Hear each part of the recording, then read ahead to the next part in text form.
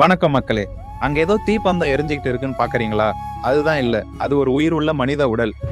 கடலூர் மாவட்டம் பண்ருட்டி அருகே மாலிங்கம்பட்டு என்ற பகுதியில நடந்த கொடூரம் தான் இது. 67 வயதான முந்திரி வியாபாரி ராஜேந்திரன் அந்த பக்கமா வந்த டூ வீலர்ல லிஃப்ட் கேட்டு பண்ருட்டியை நோக்கி போயிட்டு இருக்காரு. இந்த டூ வீலர் மாலிங்கம்பட்டு என்ற பகுதியை வரும்போது கார்ல வந்த சில கும்பல் இந்த டூ வீலரை வழிமறிச்சிருக்காங்க. அந்த டூ வீலரை ஓட்டிட்டு வந்தவர் கீழே விழுந்திருக்காரு. பின்னாடி உட்கார்ந்து ராஜேந்திரன் மேல கார்ல வந்த கும்பல் பெட்ரோல் ஊத்தி தீ வைத்து இருக்காங்க.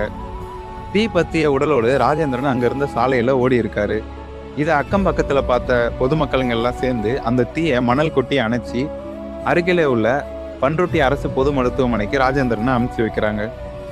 காவல் நிலையத்துல ராஜேந்திரனின் மகள் ஜெயந்தி கொடுத்த கொலை முயற்சி புகாரின்படி போலீசார் 4 தனிப்படை அமைச்சு விசாரணையை தொடக்குறாங்க. அங்க இருந்த சிசிடிவி ஃபுட்டேஜ்ல பார்க்கும்போது காரை ஓட்டிக்கிட்டு வந்த பார்த்திபனை பிடிச்சி விசாரிக்கிறாங்க. அவன் சொன்னதை வச்சு பண்ருட்டியை சேர்ந்த மணிகண்டன் மற்றும் குபேந்திரன் இவங்க 2 பேர் தான் ராஜேந்திரனை தீ வைத்து எரிச்சது தெரிய வந்தது. இவங்க 2 பேர் கூடவே ஜெயப்பிரியான்றவங்களையும் போலீஸ் அரெஸ்ட் பண்ணி விசாரிக்கிறாங்க. விசாரணையில தான் பல அதிர்ச்சி தகவல்கள் வெளிவருது.